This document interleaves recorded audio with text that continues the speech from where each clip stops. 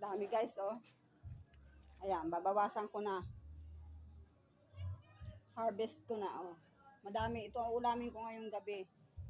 Gagawin ko yung salada. Yan, di ba? Ang sarap. Tapos ito.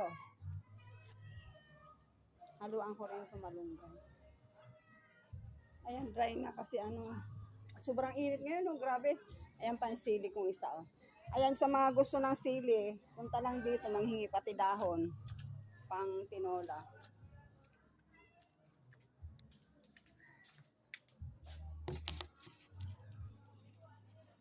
So, ayan na guys. Ito guys, ano, iniinom lang natin ito. Biyabahan ito. Kita naman kami ng okra. Pirate. Ito. Bigay ito ni Kagawad. At saka ni Kapitan. Ito kaya tinanim ko ito para sa nanay ko.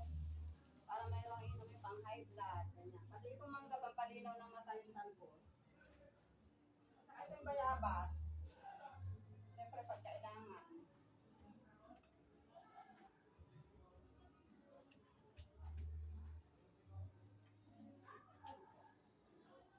Ang haba na ng talbos, oh. Harvest ko na kasi pag nag-ulan na naman, haba na naman ito.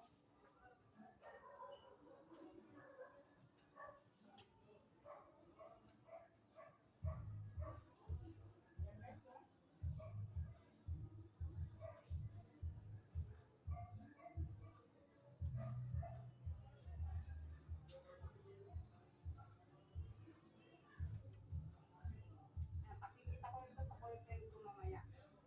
Matutuwa yung kasi mayroon akong talim na hindi na ako yun. Para makatipid daw siya.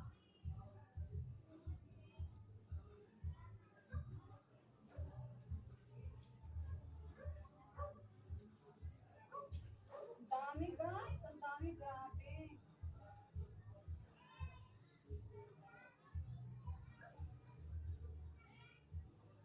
Ulam ko na ito mamaya. Pwede ko igisa ito sa bawang or isalada ko na lang guys. Ayan, ganda nito pag ano, pag nagkaroon ng laman. From time to time guys, check ko to kasi alam mo na baka pamahayan ng hindi natin malaki. Kaya everyday, binawalisan ko rin yung likod nito eh. Yung likod ng ano. So ito na guys ang na-harvest ko. Dami. Diba? Ang dami guys, oh. Ayan. So, hugasan ko na yan. Ayan, dito siya. Ayan, ang dami guys. So, ako lang kakain yan. Grabe ito pa.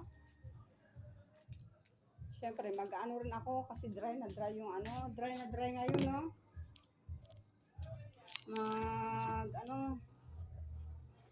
Magdilig.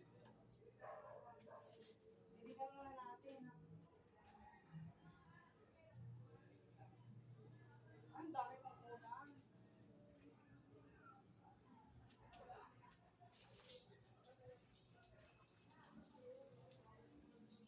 Masyadong nag-dry maghapon. Kanina hindi ko na kasi nakilig ako kanina umaga.